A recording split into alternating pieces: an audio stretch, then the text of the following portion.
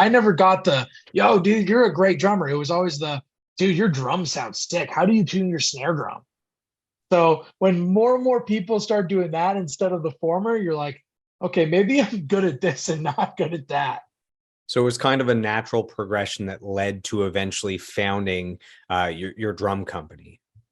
Yeah, yeah, for sure. It was more so I started the drum company kind of out of this idea of like I could meet other even more drummers and I could just hang out with drummers and nerd out about gear. And I liked that. I don't really care to play drums. I tell people all the time, I'm like, I can't remember the last time I had a drum kit set up anywhere that I actually played. Like maybe during the pandemic for a minute, but I really don't care to set up a drum kit and play. I like gear.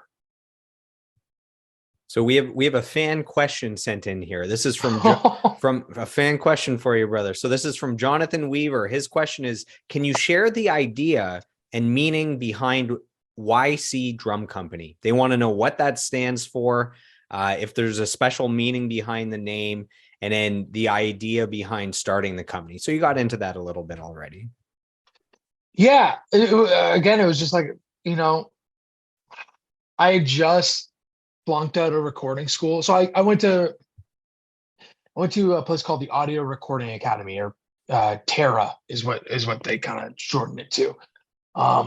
It's kind of like one of those like metalwork kind of, private arts college recording course, for a year sort of thing.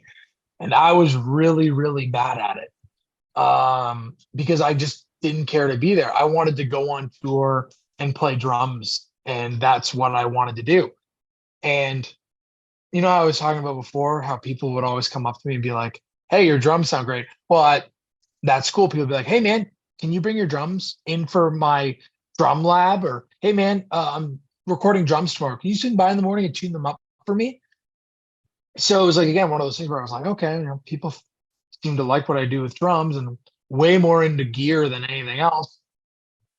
I just flunked recording college, and I was like, well, maybe I'll build some drums for fun. So that's what I did one weekend. I was delivering auto parts. That was my day job, and basically delivering auto parts. And one weekend bought the stuff to build drums because I had done enough research over the years to have a kind of a general idea of how to build a snare drum, and built a snare drum for myself, brought it to a show the next week. And, that thing happened. You're like, dude, what is that? Like, you built that yourself? Oh man, can you build me one? And that literally just snowballed. And I was like, well, I guess I got to call this something. And I was lying in bed, about to go to bed one night. And I used to have a bunch of CDs on like the backboard in my childhood bedroom.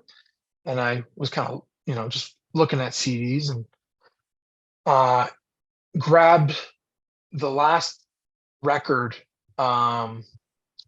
by the band 10 Second Epic, which I can't remember the name of the record, but there was a song called Young Classic or Young Classics. And I was kind of like, oh, that's kind of a cool name. That'd be kind of cool because, like, I'm into vintage drums, but I'm making, drums in a modern day. Like, maybe I'll call it YC. Went over to my buddy's place the next day on it, and I was like, hey, I need to borrow your laptop. And I literally went into his Photoshop, picked a cool cursive font that I thought was all right, and made the YC logo that's used to this day. And that's how I came up with it. And that was basically how it all started. And then like the inspiration was literally just to nerd out with other drummers and hang out with other drummers. And that's all I wanted to do. I just wanted to like kind of like build it again, going back to how Ottawa is with the punk rock community. I wanted to do that just with drums, just nerd out with other drummers. And I mean, here we are almost 10 years later. And I'd like to say, we've done all right.